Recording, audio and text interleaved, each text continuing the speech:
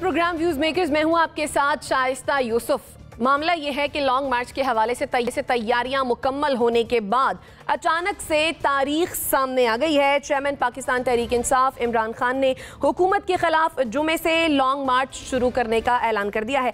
इमरान खान का कहना यह है कि लॉन्ग मार्च का आगाज लाहौर के लिबर्टी चौक से होगा और फिर ये काफिला इस्लामाबाद की तरफ रवाना होगा।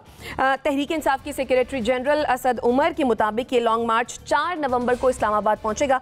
अब सवाल यह है कि क्या इमरान खान हुकूमत के लिए मुश्किलात पैदा कर पाएंगे?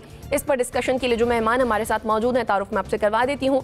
हमें ज्वाइन किया है ब्रिगेडियर रिटायर्ड हारिस नवाज साहब ने, मुजम्मिल सोहरवर्दी साहब हमारे साथ मौजूद हैं, अमीर अब्बास साहब ने हमें ज्वाइन किया है और हमें ज्वाइन किया है मुबशर बुखारी साहब ने भी। आप तमाम मेहमानों के वक्त का बेहद शुक्रिया। मुजम्मिल साहब, आपकी जानिब आऊँगी। अब लगता है खान साहब ने पक्का इरादा कर लिया, बता दिया कि जुम्मे को लाहौर से लॉन्ग मार्च वो शुरू कर रहे हैं। आपको लगता है कि खान साहब वेल प्लान्ड हैं इस लॉन्ग मार्च को लेकर? देखें, काफ़ी यूनिक प्लानिंग है इमरान खान साहब की। वो लाहौर से इस्लामाबाद 8 दिनों में पहुंचेंगे। मतलब वो 28 को चलेंगे पहले दिन लिबर्टी से और शादरे पे ख़त्म कर देंगे रात को। अगले दिन शादरे से चलेंगे तो फिर गुजरांवाला ख़त्म कर देंगे। फिर उससे अगले दिन गुजरांवाला से चलेंगे गुजरात ख़त्म कर देंगे। फिर गुजरात से चलेंगे जेलम ख़त्म कर देंगे। फिर जेलम से चलेंगे तो पिंडी ख़त्म कर देंगे और फिर पिंडी से चलेंगे तो इस्लामाबाद की तरफ अगले दिन आएंगे। उन्होंने अब तक ये है कि अब हर ज़िले को कहा है कि सिर्फ वो ज़िला ही मुझे वहाँ पे वेलकम करे और सब लोग ना आएँ और सब लोग 4 नवंबर को इस्लामाबाद पहुँचें। मेरे साथ चलने की लोगों को ज़रूरत नहीं है। मतलब लाहौर वाले लोग शादरा से वापस चले जाएं, गुजरां वाले लोगों को गुजरांवाला से आगे जाने की ज़रूरत नहीं है, वो आगे मुझे जाने दें। आगे मुझे गुजरात वाले ले लेंगे, गुजरात वाले जेलम ना पहुँचें, जेलम वाले पिंडी ना पहुँचें। इस तरह वो लोगों को थका नहीं रहे हैं। वो ख़ुद तो 8 दिन सड़कों पे होंगे लेकिन वो सारे लोगों को अपने साथ सड़कों पे नहीं रखेंगे। उनकी कोशिश है कि लोग ताज़ा दम 4 नवंबर को पिंडी पहुँचें और फिर वो इस्लामाबाद दाखिल हों। इसका मतलब है मार्का तो 4 नवंबर को होगा इस्लामाबाद दाखिले पर। आज तहरीक इंसाफ ने H9 के लिए पार्क के लिए जगह दे दी है, धरने का भी कह दिया है। अब क्या वो H9 पार्क तक महदूद रहेंगे या रेड जोन की तरफ जाएंगे? लिहाजा अभी बहुत से इबहम हैं। लेकिन 8 दिन सड़कों पर रहने के बाद इस्लामाबाद दाखिले के वक्त इमरान खान के पास कितने लोग होंगे और कितने लोग वो सारी कॉल से पिंडी इकट्ठे कर लेंगे इस्लामाबाद जाने के लिए और फिर केपी से भी बुला लेंगे, ये देखने वाली बात है। और अगर वो बहुत ज़्यादा लोग ले आए तो फिर मेरा ख्याल है उनको रोकना भी मुश्किल हो जाएगा और शायद H9 तक रोकना तो बिल्कुल मुश्किल हो जाएगा। वो अपनी मर्ज़ी की जगह पे बैठेंगे। आज सुप्रीम कोर्ट ने 25 मई के हवाले से उनसे जवाब तलब किया है, शोकाज नहीं जारी किया है। वो जवाब उन्होंने 31 अक्टूबर को जमा कराना है लेकिन उस वक्त तो वो लॉन्ग मार्च में होंगे। लिहाजा मुझे लगता है इंटरेस्टिंग बात है कि क्या इमरान खान रेड जोन में जाएंगे। अगर वो H9 पर जाके बैठ जाते हैं तो हुकूमत को कोई एतराज़ नहीं होगा। वो तो हुकूमत के लिए ब्लेसिंग इन डिस्गाइज है कि वो H9 में बैठते हैं। लेकिन अगर वो डी चौक की तरफ आते हैं और ये आते हैं, वो हुकूमत के लिए मुश्किलात हों। सही। ब्रिगेडियर साहब, खान साहब जैसा कि कह रहे हैं कि वो डी चौक पर नहीं जाएंगे, आपको लगता है कि वाकई में खान साहब डी चौक का रुख नहीं करेंगे, रेड जोन की तरफ नहीं जाएंगे? शाइस्ता, इससे पहले मैं 1-2 बातें करना चाहता हूँ। नंबर 1 बात यह है कि क्या हुकूमत चाहती है कि लॉन्ग मार्च हो और इस्लामाबाद के हालात ख़राब हों, राना सलाउल्लाह अपना फुल फोर्स इस्तेमाल करें और इनको तितर बितर करें और नुकसान करें, या हुकूमत चाहती है कि पॉलिटिकल सिचुएशन को डिफ्यूज़ करे, उसके बाद ये हर ताकि जितनी पॉलिटिकल सिचुएशन ख़राब होगी, हमारी इकॉनमी ख़राब होगी, पोलराइजेशन होगी, मुल्क में अफरा तफरी होगी। आप इससे इमेजिन कर लें कि हमारे मुल्क को कितना tremendous economic and political and reputation का लॉस होगा। ये मुझे समझ नहीं आता कि हमारे लोग क्यों नहीं समझ रहे। हर एक चाह रहा है कि लॉन्ग मार्च हो जाए, इमरान को या तो वो मार पड़े या इमरान सक्सेसफुल हो जाए। Where are we heading for? क्या हमें पाकिस्तान से मोहब्बत है? क्या पाकिस्तान में हम रहते हैं? क्या पाकिस्तान और पाकिस्तान के अवाम से हमें कुछ मोहब्बत है? क्या हम चाहते हैं कि पाकिस्तान के हालात ठीक हों, या हम चाहते हैं कि कन्फ्रंटेशन हो, लड़ाई झगड़ा, मार कुटाई हो, दोनों में से जिसमें आना जाए? This is not the answer for Pakistan. I think मैंने आज तक नहीं सुना हुकूमत की तरफ से कि किसी ने इस सिचुएशन को या आग पे थोड़ी सी पानी डालने की कोशिश की हो, आग बुझाने की कोशिश की हो। हर एक से एक प्रोवोकेटिव स्टेटमेंट दे रहा है। उधर इमरान खान को समझ नहीं आ रही कि क्या उनको ये मार्च करनी चाहिए, पाकिस्तान के लिए क्या ये बेहतर है, पाकिस्तान को कितना tremendous economic and political loss होगा, ना वो समझ रहे हैं। देन वेयर आर द आपकी जो सीनियर लोग हैं पार्लियामेंट से क्या कर रहे हैं, या सीनियर पॉलिटिशियन जिनकी रेपुटेशन है दोनों तीनों पार्टियों को मिलके, can they do something and make them sit and find out some solution? Nobody is interested. हैरानी है मुझे इस बात के ऊपर कि किसी को तो कुछ करना चाहिए। ये तो बड़ा आसान है कि इमरान खान तब जाएंगे वहाँ आईएस में जाएंगे, उसके बाद हो सकता है हालात देखें, अगर बहुत हालात उनकी सिचुएशन अच्छी है तो आगे मूव करेंगे, नहीं करेंगे तो वहाँ बैठे रहेंगे। This is not the answer. ये पाकिस्तानी हमारी सोच नहीं होनी चाहिए। हमारी सोच होनी चाहिए कि लॉन्ग मार्च से पहले, और मेरे ख्याल है इमरान खान जो 8 दिन ले रहे हैं, he is showing his strength and route, कि कहाँ पर कहाँ से कितनी उसको सपोर्ट मिल रही है, और फिर वो मौका दे रहे हैं कि आप सोचें कि अगर मैं इस्लामाबाद आता हूँ क्या हो सकता है क्या नहीं हो सकता। इस दौरान में सम सेंस प्रिवेल करे और वो चाहे कि चलो जी ठीक है, now stop it, let's sit down. तो आई थिंक ये जरूरी है मुल्क को हमें सोचने की जरूरत। सही, आपका पॉइंट आ गया। अमीर, मुतालबात लेकर डी चौक जाना, डी चौक में बैठना या धरना देना, या मुतालबात लेकर H9 जाना और धरना देना, दोनों में आपके ख्याल में क्या फ़र्क है? दोनों का इम्पैक्ट क्या होगा? बहुत फ़र्क है जी, और बहुत इम्पैक्ट है। H9 में तो बैठने का खान साहबों को फ़ायदा नहीं है, उससे कुछ हासिल नहीं होगा, और उससे उनके अपने और उनके लोगों के आसाब टूट जाएंगे। तो फिर खान साहब ने क्यों डिसाइड किया ये? मेरा ख्याल है चूँकि अभी सरे-दस्त तो केस चल रहा है 25 मई के तौहीन अदालत के सिलसिले में कि वो रेड जोन की तरफ क्यों आए थे। शायद वो अभी अदालत को आप जैसे कहते हैं ना कि खफा नहीं करना चाहते, और वो इस मौजूदा फैसले को सामने रखते हुए या जो भी अदालत इस पर ऑब्जर्वेशन देगी उसके बाद वो ये तय करेंगे कि उन्होंने आगे बढ़ना या नहीं बढ़ना। लेकिन मैं अभी भी इस बात पर कायम हूँ। आज से 2 दिन पहले हम 3 लोग मौजूद थे आपके उस पैनल में, मैं, बुखारी साहब और मुजम्मिल साहब, और मैंने आपसे कहा था कि मेरी नज़र में किसी भी मुल्क में कोई रेड ब्लू ग्रीन जोन नहीं होता। एहतजाज करना हर शहरी का हक़ है और वो हर जगह जाके एहतजाज कर सकता है, प्रोवाइडेड कि वो वायलेंट प्रोटेस्ट ना हो। अभी आज जब हम जिस लम्हे बात कर रहे हैं इस प्रोग्राम में, इसी लम्हे फ्रांस के अंदर प्रोटेस्ट हो रहे हैं। पिछले 1 हफ्ते से वायलेंट प्रोटेस्ट हो रहे हैं फ्रांस के अंदर। ये डॉइचे वेले ने रिपोर्ट किया है कि tens of thousands of protesters, यानी लाखों लोग पेरिस के अंदर निकले हुए, और ये नेशन वाइड प्रोटेस्ट और मार्च की तरफ जा रही है फ्रांसीसी कौम। क्यों? वो कह रहे हैं कि हमारा सदर हमारे खिलाफ पॉलिसीज बना रहा है। हाँ, वो जो पॉलिसीज बना रहे हैं हम उस पॉलिसीज के खिलाफ लड़ेंगे उससे। भाई, आप कैसी कौम पैदा करना चाहते हैं जो सुन होकर पड़ी रहे?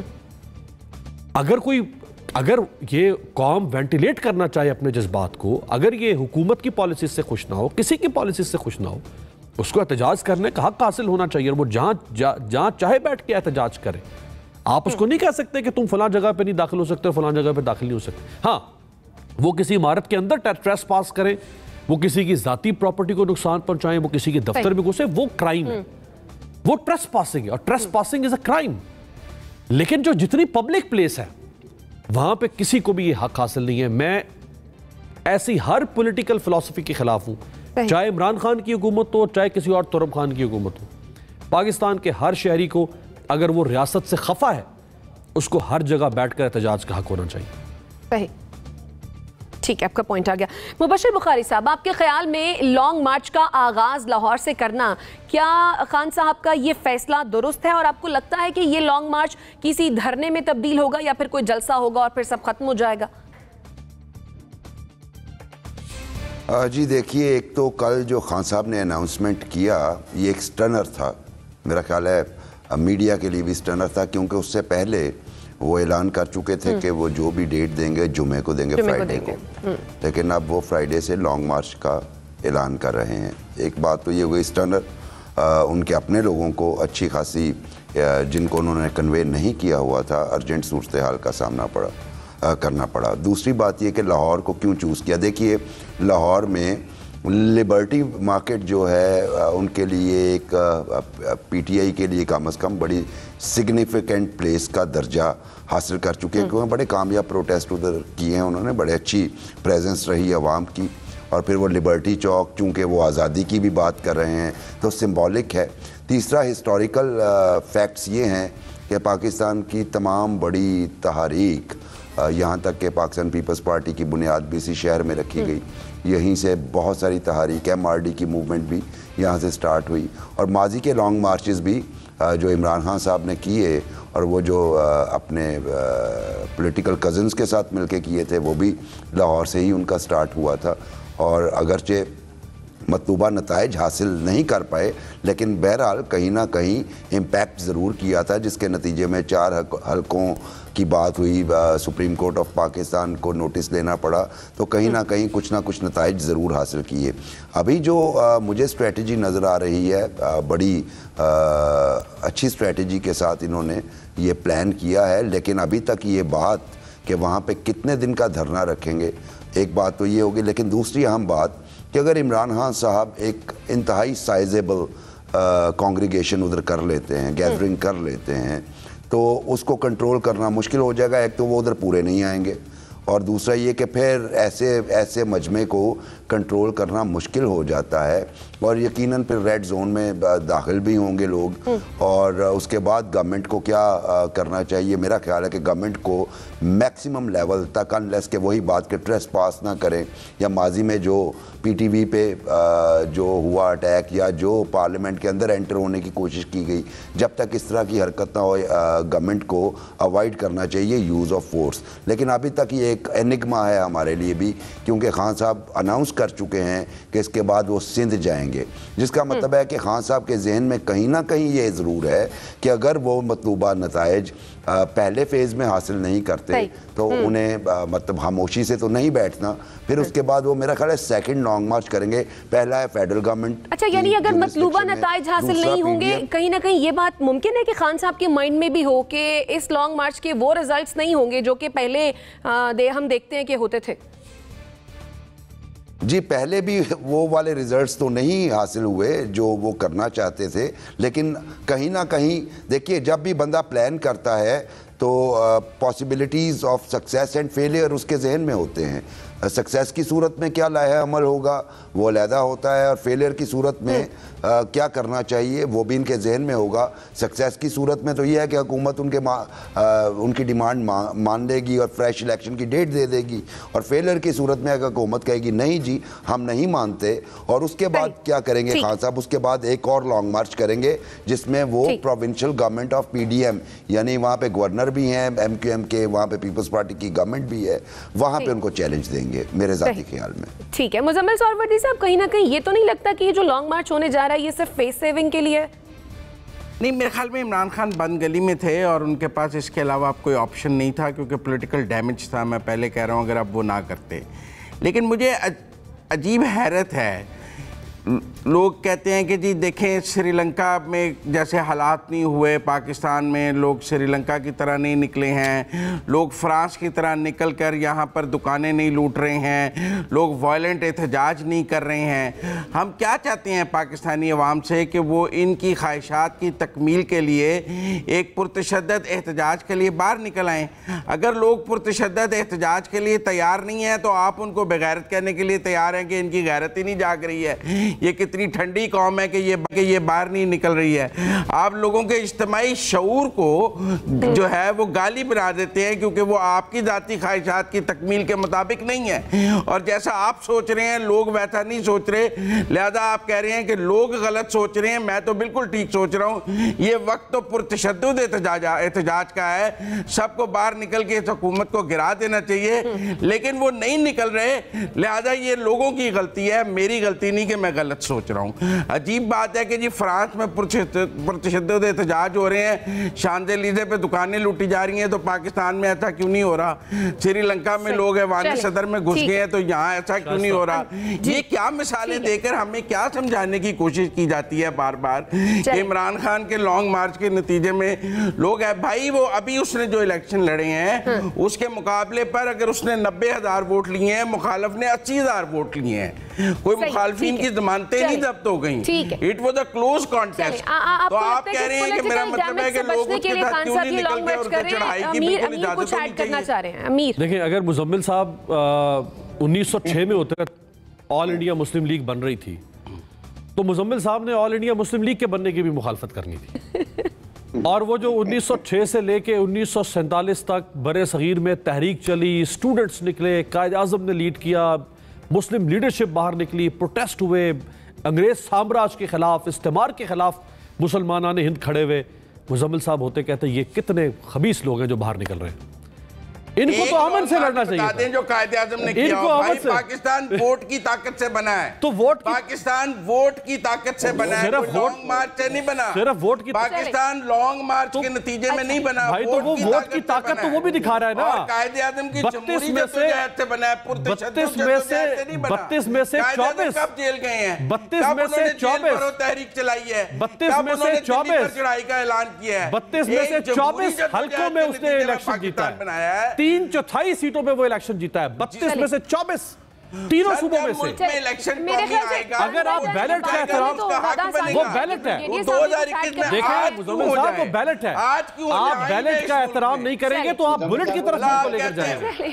वो बैलेट से भी साबित कर रहा है, वो स्ट्रीट मूवमेंट से भी और बैलेट से, दोनों से उसने कहा है कि लोग उसके साथ खड़े हैं। ठीक है ब्रिगेडियर आप बुलेट की तरफ लोगों को लेकर जाना चाहते हैं। ब्रिगेडियर साहब देखें, बात यह कि इस पे कोई वो नाराज होने की बात नहीं है। एक जनरल हर एक अपना पॉइंट ऑफ व्यू देता है, वी शुड हैव द अडॉसिटी कि उसको हम ज़रूर सुने हैं, उसके बाद अपना नक्शा ज़रूर दें, कोई ऐसी बात नहीं है।